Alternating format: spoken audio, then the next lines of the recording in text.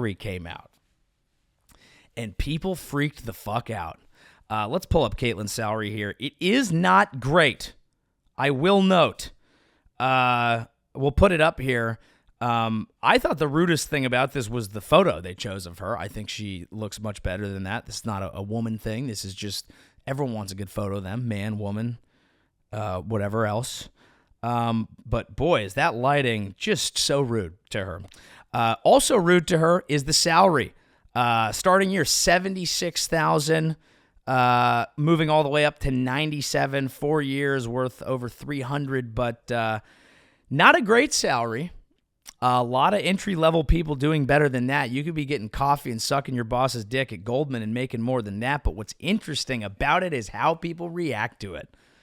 People have lost their fucking mind, and it's possibly because we've had this debate over and over and over and over again, and people are educated enough on it that they know what they think, and the other side is making ridiculous fucking points to whoever you are, and so you're not even listening to what they are. That could be it, because we have these debates all the time.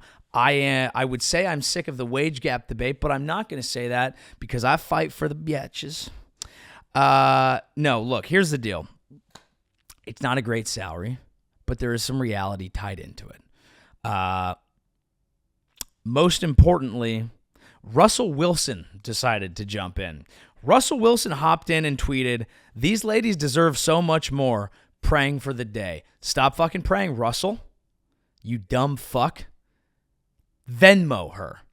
If you care. You got paid hundreds of millions of dollars to suck ass in Colorado. Okay, not literally, but I don't know. I don't know what he does. He's unlimited. He's unlimited. I think I have an alter ego. His name's Mr. Unlimited. Yeah, you gotta be unlimited. You gotta have a thought process of being unlimited. Okay? If this is my main thing for people on every side of this debate. If you have a problem with it, do something. Don't just fucking be like, oh, that's bullshit. They deserve better. One, the reason they don't make more money is because the WNBA isn't profitable. It's already subsidized by the NBA because none of you motherfuckers are watching it. Me, I watch it all the time. I have 10 Sparks jerseys. I have a Liberty jersey. And I have all the other teams, whatever the other teams are, I have there, and I bet on it too. I gamble extensively on women's basketball. And by gamble, I mean whether I'm going to get a... No, I'm just kidding. Here's the deal. It's a stupid debate for a variety of reasons. Number one, people who are just like, that isn't right, aren't doing anything about it. It's a real business that has real money involved. It's not generating revenue, so they're not getting paid as much. That's how it works. Secondly, if you do want to change it, there are good arguments to make, and the arguments aren't women deserve better. The arguments are, and this is in actually, there was one intelligent thing that I actually read on this topic, and here's that breakdown. 40% of, this is where there's actual discrepancy that you could complain about. All told, 40% of all NBA league revenue goes to player salaries, while the NBA puts roughly 10% of all league revenue towards its players' salaries. Okay, so it's a smaller percentage of a smaller pie. Because of these disparities, WNBA players are pushing to change their compensation arrangement.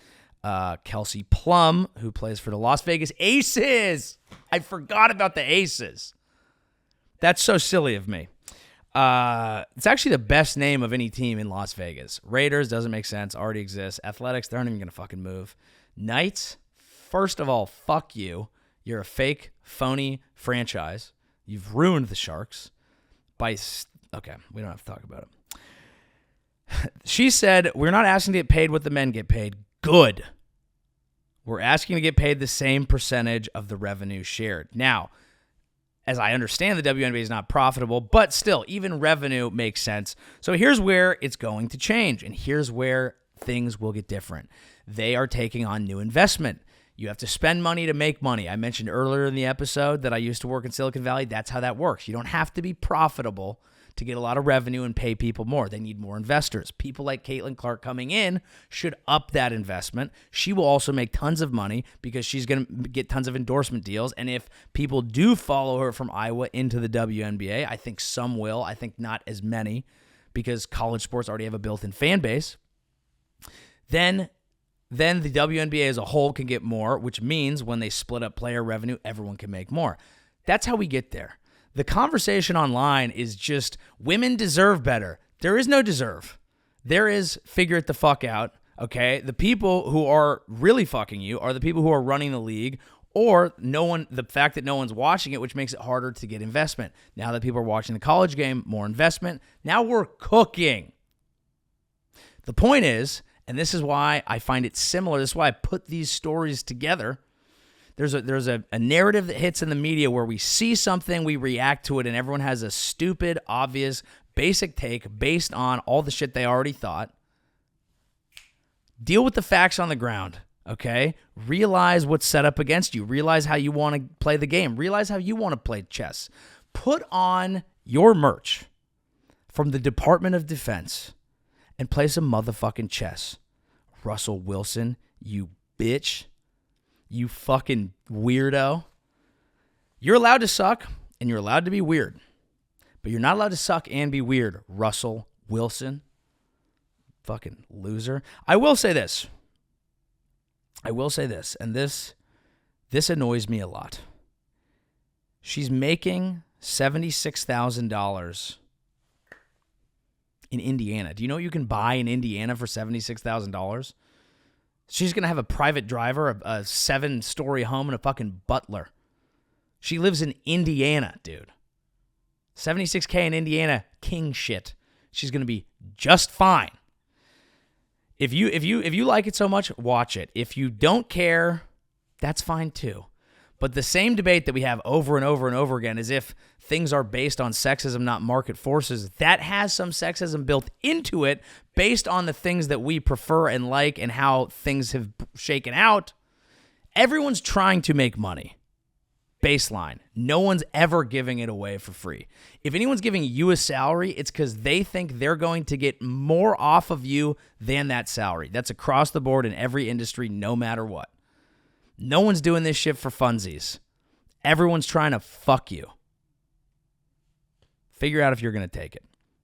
So, on to culture.